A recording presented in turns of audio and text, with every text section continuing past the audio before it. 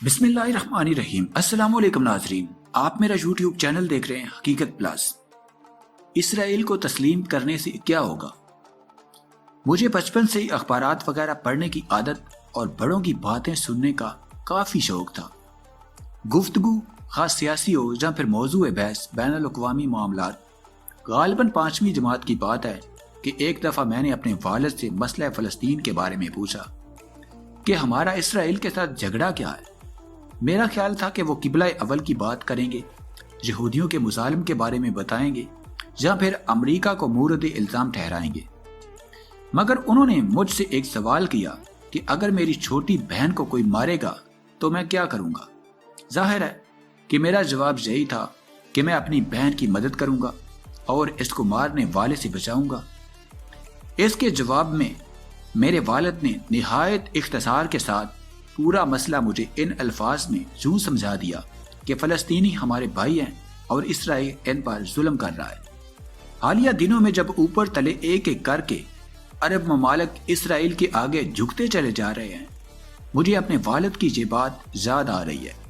اور تو اور وزیر اعظم عمران خان نے ایک بیان میں فرمایا ہے کہ امریکہ پاکستان پر اسرائیل کو تسلیم کرنے کے لیے دباؤ ڈال رہا ہے۔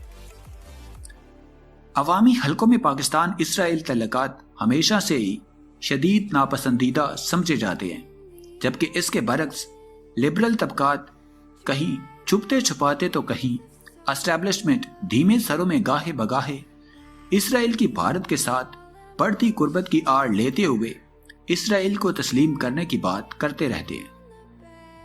اس مسئلے کے 3 پہلو ہیں اور اس کے حوالے سے 3 ہی بیانیے یا نقطہ نظر بھی ہیں۔ سب سے پہلے تو ان بیانیوں کا جائزہ لیتے ہیں، پھر اس مسئلے کے پہلوؤں کو سمجھنے کی کوشش کریں گے۔ سب سے پہلے مذہبی بیانیہ ہے جسے عوام میں بھرپور پذیرائی حاصل ہے کہ صہیونیوں نے ہمارے فلسطینی بھائی بہنوں کے گھروں باغات پر قبضہ کر کے اور انہیں ملک سے بے دخل کر کے اسرائیل کی بنیاد رکھی۔ ان کی قبضہ میں مسجد اقصی اور قبلہ اول ہے اور وہاں کے جنونی اور انتہا پسند یہودی آئے دن مسجد اقصی کو شہید کرنے کی سازشوں میں مصروف عمل ہے۔ باقی تمام مسلمانوں بالخصوص پاکستان کو اپنے فلسطینی بھائیوں کی ہر طرح کی مدد کرنی چاہیے۔ ہمارے عوام کی اکثریت اس بیانیوں کو اپناتی نظر آتی ہے، چاہے وہ فیس بک پر مغربی کنارے یا غزہ پر ہونے والی اسرائیلی جارحیت اور مظالم کو اجاگر کرنے تک ہی محدود کیوں نہ ہو۔ دوسرا بیانیہ لبرل اور مغرب نواز حلقوں کا ہے، جو امت مسلمہ کو مرحومہ سمجھتے ہوئے اپنے انفرادی قومی مفادات کو مقدم اور بالا تر قرار دیتے ہیں اور اسرائیل کے ساتھ سفارتی تعلقات کو اس تناظر میں دیکھتے ہیں۔ حالیہ دنوں میں جب کشمیر کے معاملے میں سعودی عرب اور متحدہ عرب امارات نے پاکستان کے بجائے بھارتی موقف کی تائید کی، تب بھی یہی بحث انہی حلقوں کی جانب سے چھیڑی گئی تھی کہ اگر عرب ہمارا ساتھ نہیں دیتے تو ہم کیوں ان کی خاطر اسرائیل کے دشمن بنے ہوئے ہیں۔ تیسرا بیانیہ زیادہ تصویراتی نوعیت کا ہے۔ ہماری اسٹیبلشمنٹ بھارت اور اسرائیل کی قربت سے تھوڑی پریشان ہے، کیونکہ جس تیزی سے بھارت نے گزشتہ 30 برسوں میں جدید اسلحے کے انبار لگانے کا سلسلہ شروع کر رکھا ہے اور اس حوالے سے اس کو حاصل اسرائیلی معاونت نے دفاعی اور تصویراتی حوالے سے ہمیں خاصا فکر مند کر رکھا ہے اور ہماری اسٹیبلشمنٹ اس کا کسی صورت توڑ کرنا چاہتی ہے۔ یہ تو ہو گئے تینوں بیانیے۔ اب بات کرتے ہیں مسئلہ فلسطین کے ہم سے متعلق پہلوؤں پر۔ تو جناب، اس مسئلے کا پہلا پہلو مذہبی ہے، جس میں مسجد اقصی اور قبلہ اول آتے ہیں اور عوامی سطح پر بھی مقبول ہے۔ آپ کو پورے عالم اسلام میں ہر جگہ یہ معاملہ مذہبی نقطہ نظر سے ہی بیان ہوتا نظر آئے گا، چاہے وہ ایران میں مرگ با اسرائیل کے نعرے ہوں یا پاکستان میں یہودی ایجنٹوں کے تانے۔ عوام یہودیوں کو مذہبی بنیاد پر دشمن اور امت وحدہ کے تصور کو آج بھی کسی نہ کسی حد تک تسلیم کرتے ہیں۔ دوسرا پہلو سفارتی نوعیت کا ہے۔ صہیونیوں نے بڑی ہوشیاری سے ہولوکاسٹ کو بہانے اور ڈھال کے طور پر استعمال کرتے ہوئے نہ صرف اسرائیل کے قیام کے لیے بین الاقوامی حمایت اور مدد حاصل کی، وہ آج بھی اس حوالے سے پوری دنیا کے میڈیا اور سفارتی حلقوں میں اپنے خلاف ہونے والی بے ضرر سی نکتہ چینی کو بھی اسی بہانے کی مدد سے یہود دشمنی قرار دیتے ہیں۔ عالم اسلام آج تک اس پہلو کا توڑ نہیں ڈھونڈ سکا۔ تیسرا پہلو جو کہ سب سے زیادہ اہمیت کا حامل ہونا چاہیے مگر کوئی اس پر توجہ دینے کو تیار نہیں ہے، وہ ہے اس مسئلے کا انسانی پہلو۔ اسرائیل کے قیام سے لاکھوں کی تعداد میں فلسطینی بے گھر ہوئے، ان کی نسلیں مہاجر کیمپوں میں پل کر جوان ہوئیں اور ہو رہی ہیں۔ پاکستان میں جہاں تقسیم کے وقت ہندوؤں اور سکھوں کے مظالم سہتے ہوئے لاکھوں افراد نے اپنا گھر بار چھوڑ کر پاکستان کی جانب ہجرت کی، فلسطینیوں کے اس دکھ کو شدت کے ساتھ محسوس کیا گیا۔ اور آج بھی آپ کسی بھی پاکستانی مسجد میں چلے جائیں، آپ کو کشمیر کے ساتھ ساتھ فلسطینیوں کے لیے دعا ہوتی لازمی ملے گی۔ مجھے جہاں قائد اعظم محمد علی جناح کے الفاظ دہرانے کی ضرورت نہیں جو انہوں نے اسرائیل کے قیام کے حوالے سے کئی مواقع پر کہے ہیں۔ ایک حوالے سے تو ان کا موقف مذہبی طبقات سے بھی زیادہ سخت نظر آتا ہے جب وہ اسرائیل کو امریکہ اور برطانیہ کی ناجائز اولاد قرار دیتے ہیں۔ برے صغیر کے مسلمانوں کی فلسطینیوں کی حمایت اور یگانگت پاکستان اور مسئلہ کشمیر سے بھی مقدم تھی۔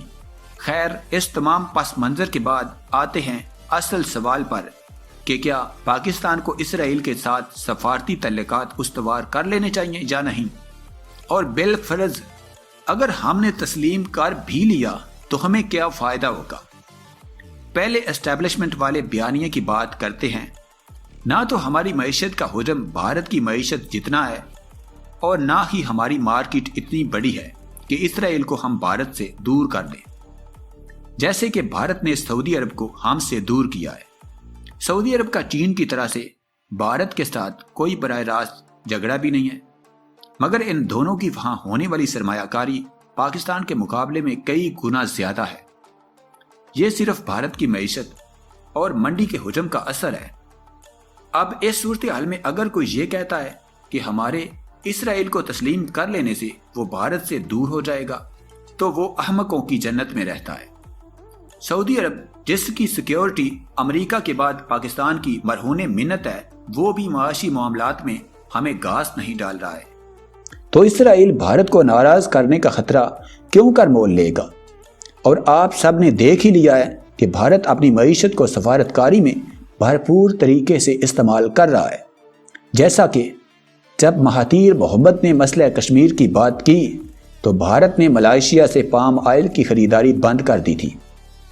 اگر ہم نے اسرائیل کو تسلیم کیا تو حد سے حد اتنا ہی ہو سکتا ہے کہ ہم ان سے بھی 1-2 ارب ڈالر ادھار پکڑ لیں، اور بس اس سے زیادہ کچھ نہیں۔ جہاں تک بات ہے عوامی بیانیے کی، تو حقیقت یہ ہے کہ پاکستان جیسے ممالک میں ریاستی پالیسیاں کسی حد تک عوامی دباؤ کا اثر لیتی ہے، مگر زیادہ نہیں۔ اسرائیل کو تسلیم کرنے کے حوالے سے ہمارے موقف کی بنیاد قائد اعظم کے مرتب کردہ اصول ہی ہیں۔ ہم نے بین الاقوامی فورمز پر ہمیشہ فلسطینیوں کی وکالت کی ہے، عربوں کی اسرائیل کے خلاف جنگوں میں کسی نہ کسی طرح مدد بھی کی ہے، کہیں فوجی ڈاکٹروں کی شکل میں تو کہیں ایئر فورس کے پائلٹس، اور تو اور بعض عرب ملکوں کی افواج کو جدید بنیادوں پر کھڑا کرنے میں بھی کسی نہ کسی حد تک ہماری افواج کا کردار رہا ہے۔ یہاں سوال پیدا ہوتا ہے کہ آیا اس طرز عمل سے فلسطینیوں کو کوئی فائدہ پہنچ بھی رہا ہے یا نہیں، اور کیا اگر اسلامی ممالک اور بالخصوص پاکستان اسرائیل کو تسلیم کر لیتا ہے تو پھر کیا فلسطینیوں کے لیے کوئی رعایت یا فائدہ بھی حاصل کیا جا سکتا ہے؟ اس سوال کے جواب میں ہمیں چند ممالک کے طرز عمل کا جائزہ لینے کی ضرورت ہے۔ عالم اسلام میں اسرائیل کے حوالے سے 2 گروپس ہیں، جن میں ایک جانب ترکی، مصر اور اردن اور اب متحدہ عرب امارات اور دیگر ہیں، جنہوں نے اسرائیل کو نہ صرف تسلیم کیا ہوا ہے بلکہ اقتصادی تعلقات بھی ہیں، اور دوسری جانب شام، عراق، سعودی عرب، ایران اور پاکستان وغیرہ آتے ہیں۔ شام اور عراق کی اسرائیل کے ساتھ براہ راست جنگیں ہو چکی ہیں۔ ایران بالواسطہ حزب اللہ وغیرہ کو اسلحہ اور مالی معاونت فراہم کرتے ہوئے اسرائیل کے ساتھ پنجہ آزمائی کر رہا ہے۔ سعودی عرب کی کوئی فوجی حیثیت نہیں ہے اور پاکستان اور دور پار کے دیگر اسلامی ممالک کا کردار عموماً اقوام متحدہ میں زبانی جمع خرچ جتنا ہی ہے۔ ترکی اور اسرائیل کے تعلقات آج کے نہیں، مگر آج تک ترکی مغربی کنارے میں یہودی آباد کاری کو نہیں رکوا سکا۔ اور رہی بات مصر کی، تو اسرائیل کے لیے غزہ کا محاصرہ مصر کی مدد کے بغیر ممکن ہی نہیں ہے۔ اس تناظر میں اگر دیکھا جائے تو نہ جنگ کار کے فلسطینیوں کو کوئی فائدہ حاصل ہو رہا ہے اور نہ ہی تعلقات قائم کار کے ان کی زندگیوں پر کوئی مثبت اثر پڑ رہا ہے۔ ایسی صورتحال میں سوال یہ اٹھتا ہے کہ پھر کیا کیا جائے؟ اول تو پاکستان کو اسرائیل کو تسلیم کرنا ہی نہیں چاہیے، کیونکہ ہماری عربوں جیسی مجبوریاں نہیں ہیں کہ ایران ہمیں کھا جائے گا۔ ہمیں اپنی مسلح افواج اور ان کی دفاعی صلاحیتوں پر مکمل بھروسہ ہے۔ ہمارا ایک اصولی موقف ہے جو بین الاقوامی انسانی اور اسلامی اصولوں کے عین مطابق ہے، اور اگر کسی وجہ سے ہمیں یہ گناہ بے ذلت کرنے پر مجبور کر ہی دیا جائے تو اور کچھ نہیں تو اپنا سارا غیر ملکی قرضہ معاف کروائے بغیر یہ کام ہرگز نہیں کرنا چاہیے، اور وہ بھی پیشگی، کیونکہ اگر اپنی آخرت بیچنے کا فیصلہ کر ہی لیا ہے تو کم از کم اس کے بدلے دنیا ہی خرید لی جائے۔